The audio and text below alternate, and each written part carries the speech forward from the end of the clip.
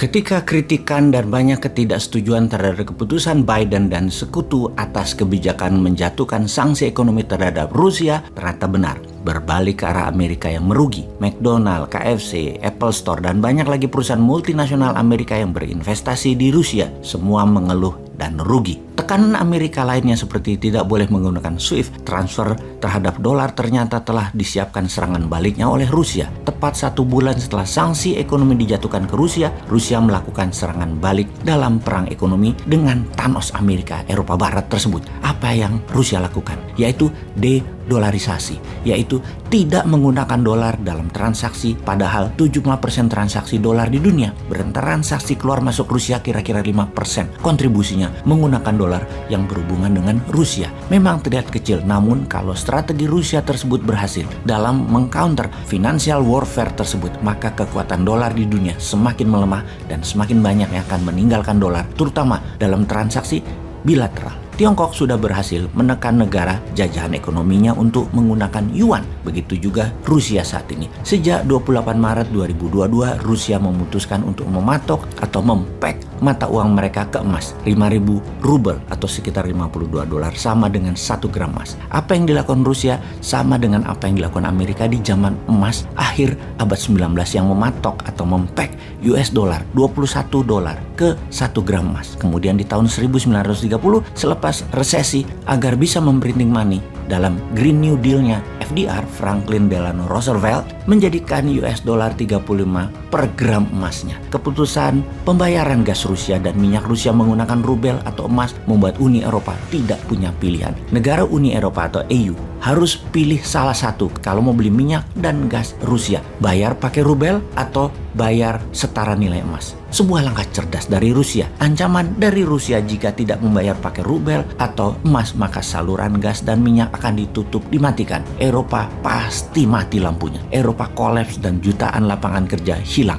dalam seketika. Inilah yang menjadikan bahan diskusi di banyak institusi ekonomi dunia, dan banyak negara dunia mulai menghitung-hitung kemungkinan terburuknya. Dunia masuk dalam era baru ekonomi dunia. Kita menyaksikan sejarah baru lahir, sejarah transaksi pembayaran, di mana belum 100 tahun dolar berkuasa mengambil alih dari pound sterling yang menjadi penguasa mata uang dunia di abad 19 dan abad 20, diambil alih oleh dolar. Sekarang dolar ditantang rubel berunderlying emas. Di Indonesia ada dinaran yang telah membuat rupiah di aplikasi dinaran di back by gold atau rupiah setara emas. Namun dinaran masih menggunakan floating exchange price sesuai demand supply bid over price dari para buyer dan para seller. Rubel di pack diam emasnya alias pakai fixed price. Ya, kita lihat saja mana yang bisa diterima nanti oleh pasar. Gold floating exchange rate ala dinaran atau gold fixed exchange rate ala rubel. Walaupun dinaran belum punya nuklir, namun tetap optimis ke depannya. Barang-barang Rusia melakukan de-dolarisasi dan bertransaksi menggunakan gold payout system.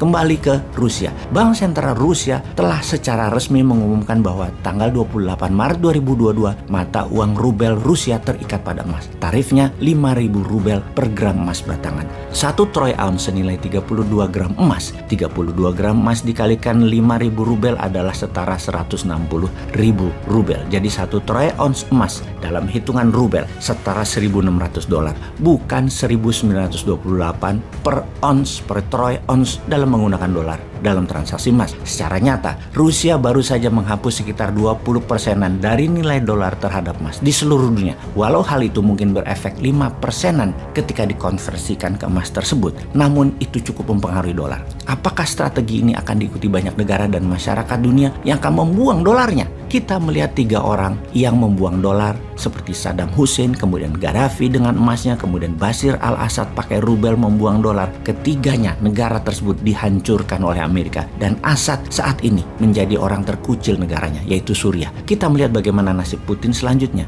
Agaknya Amerika salah kalkulasi kali ini. Thanos memiliki lawan seimbang saat ini. Semua itu menunjukkan satu hal, bahwa perang dunia ketiga sudah berjalan. Apa yang terjadi kalau membeli minyak Rusia dan gas Rusia lebih murah 20% kalau pakai emas? Banyak negara akan membuang dolar, dan dolar yang terbuang akan membuat dolar oversupply yang membuat inflasi Amerika, dan siapa yang memegang dolar akan tidak liquid lagi. Semua ini masih early adapter, masih awal. Kunci suksesnya satu lagi, akankah semua negara membeli pakai emas dan punya emasnya pakai rubel? Di mana carinya? peredaran rubel di luar Rusia tidak sampai 10% dari mata uang itu dicetak di dalam negeri Rusia. Beda dengan dolar Amerika yang 70% dolarnya atau uangnya tersebut beredar di luar Amerika. Kalau banyak negara mengikuti, misalnya Tiongkok aja masuk Rusia beli gas dan beli minyak Rusia, hasil instan adalah mereka akan menyebabkan kelebihan dolar di pasar dan akan membuat hyperinflation bagi dolar. Padahal ekonomi Amerika saat ini adalah terburuk dalam 30 tahun terakhir.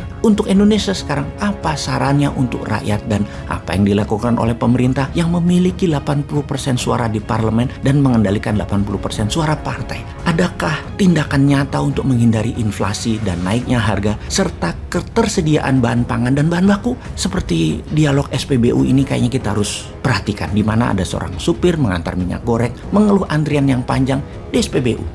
Dia bertanya, Petrolitnya ada pak? Kosong mas, sedang dalam perjalanan. Kemudian dia tanya lagi, jalan pakai apa? Ya truk lah. Kok nggak datang-datang? Truknya sedang antri solar mas. Lah, petugas yang jual solar kemana? Lagi antri makan di warung sebelah. Lah kok lama banget antri makannya? Emang tukang warungnya kemana? Lagi nunggu minyak goreng mas buat goreng tempe. Nunggu di mana? Nungguin sampean mas yang antri minyak goreng dari pagi ngantri Petralite. Anjrit, muter-muter terus dah sampai 3 periode.